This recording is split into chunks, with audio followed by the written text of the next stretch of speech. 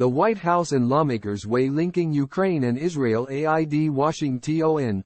The Biden administration and key lawmakers in Congress are actively discussing whether aid to Israel could be linked to more funding for Ukraine as a strategy to pass both spending priorities, according to an administration official and two pro-Ukraine Republican lawmakers. Lawmakers in both parties who support additional aid for Ukraine have suggested the approach as a potential way to secure funding for Kyiv despite opposition from some Republican members in the House and the Senate. A group of House conservatives has steadfastly opposed new funding for Ukraine, which the White House has requested, and the issue is sure to be a factor in the GOP conference's high-stakes leadership elections this week. Additional aid for Israel in the wake of Hamas' brutal attack on Israelis is seen as less likely to face such a struggle in Congress. The White House is quietly evaluating the political viability of linking aid for Ukraine and Israel, the administration official said, while acknowledging that ultimately the decision will be up to Congress. The National Security Council's coordinator for strategic communications, Admiral John Kirby, said Monday, "Both are important, and we are a large enough, big enough, economically viable and vibrant enough country to be able to support both. The timing of any effort to link Ukraine and Israel funding, should such a strategy play out, is unclear." Congress faces a mid-November deadline to fund the federal government, while the administration has already rushed additional military assistance to Israel in its war against Hamas. The White House expects action from Congress will be required for some of the additional help Israel might need.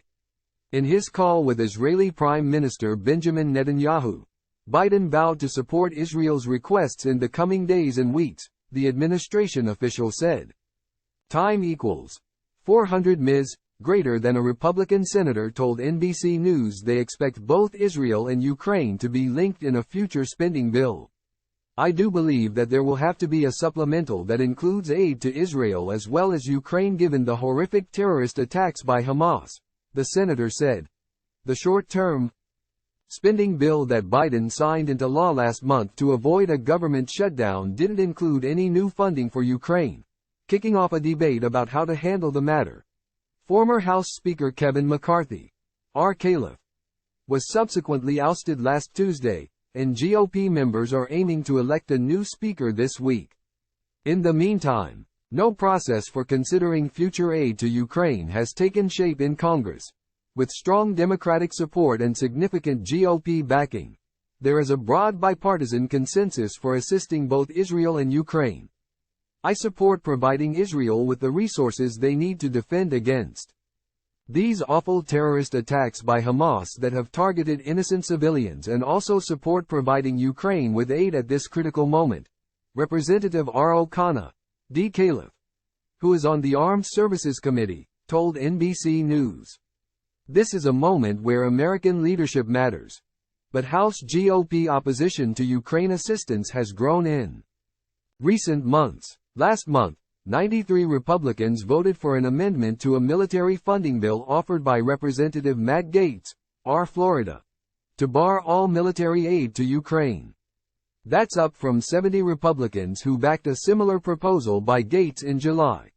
McCarthy, who isn't running again for Speaker, declined to say at a news conference Monday whether aid to Israel should be part of a package with funding for Ukraine and border security. "I haven't seen anything yet," McCarthy said on NBC News. Meet the Press now, though he questioned why aid to Israel should be held hostage for something else. Senate Minority Leader Mitch McConnell, RKY, an outspoken supporter of Ukraine and Israel, drew some parallels Monday.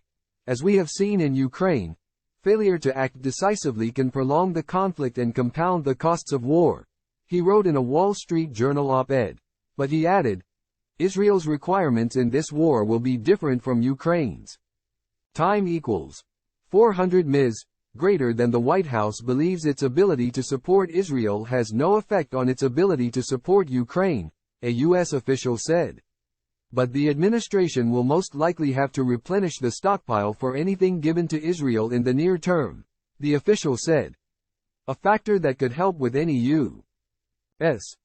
stockpile concerns is that Israel and Ukraine have different air defense systems with differing capabilities, so they aren't competing for the exact same kind of military support, the official added.